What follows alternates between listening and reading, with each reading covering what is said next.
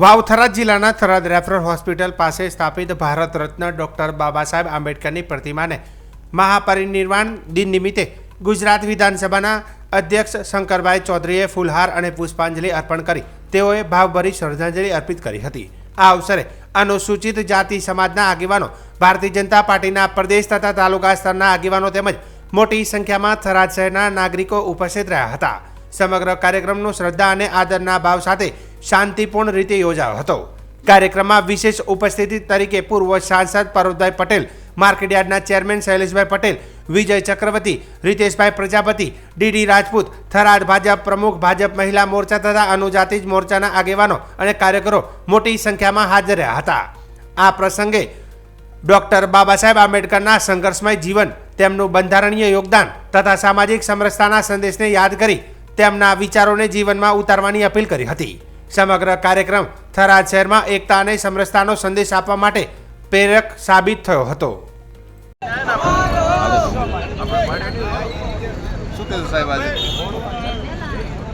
પૂજ્ય બાબા સાહેબને આજે પુષ્પાંજલિ અર્પણ કરી બાબા સાહેબની પુણ્યતિથિ નિમિત્તે થરાદના સૌ નાગરિકો, અગ્રણીઓ અહીંયા ઉપસ્થિત રહ્યા। બાબા સાહેબે જે હક અને ફરજ એ બંને બાબતો સંવિધાનની અંદર કહ્યું છે કે દરેક નાગરિકનો આટલો અધિકાર છે અને આટલું ફરજ છે।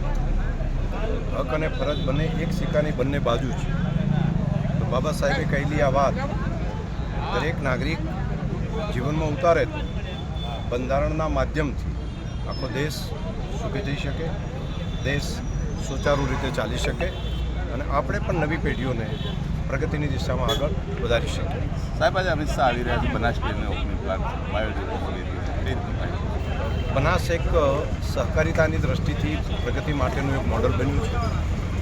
આજે ભારત સરકારની સંસદની પરામર્શ સમિતિ જે છે તેના માન્ય સંસદ સભ્યશ્રીઓ, સિનિયર આઈએસ અધિકારીઓ, સિનિયર મંત્રીશ્રીઓ અને સ્વયં સહકાર અને ગૃહમંત્રી અમિતભાઈ શાહ એ પણ આજે બનાસકાંઠાના મહેમાન બન્યા છે અને પૂરો દિવસ સવારથી કરીને રાત સુધી બનાસકાંઠાના વિવિધ ક્ષેત્રની અંદર આજે રહેવા માટેનો એમનો કાર્યક્રમ છે।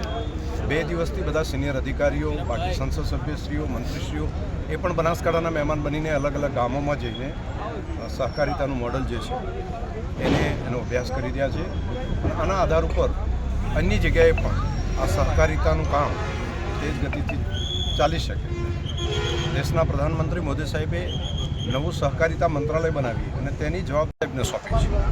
તો આ એક સહકારિતાનો નવો સૂર્યોદય ભારત દેશની અંદર થયો છે। એનું એક શ્રેષ્ઠ મોડલ તરીકે બનાસને આપણે ડેવલપ કર્યું।